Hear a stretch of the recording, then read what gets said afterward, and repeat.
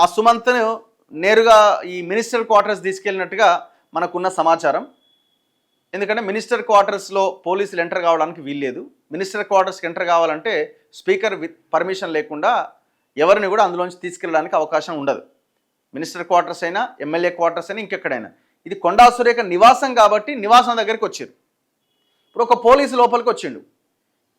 C ముఖ్యమంత్రి మరి ఆలోచన చేస్తున్నాడో లేదో తెలియదు కానీ ఒకవైపునేమో నువ్వు ముఖ్యమంత్రివా బోటి కొట్టుటోనివా అంటుండు. ఎవరు? కేటీఆర్.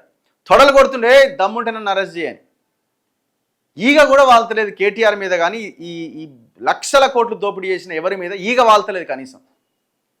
కాంగ్రెస్ మంత్రుల మీద, మహిళా మంత్రి మీద, బీసీ మంత్రి ఇంటికి పోలీసులను పంపించి రమ్మని, బయటికి రమ్మని అంటున్నారు. ఎక్కడ పోతాడు ఆయన? ఆయన ఏమన్నా మిలిటెంటా, లేకపోతే ఏమైనా టెర్రరిస్టా, ఉగ్రవాదా, లేవన్నా పారిపోతున్నాడా?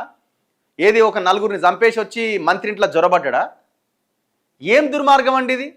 అర్ధరాత్రి 11 గంటల సమయంలో ఏంది డ్రామా? గింత చిల్లరగా తయారైంది నాకు నా పరిపాలన.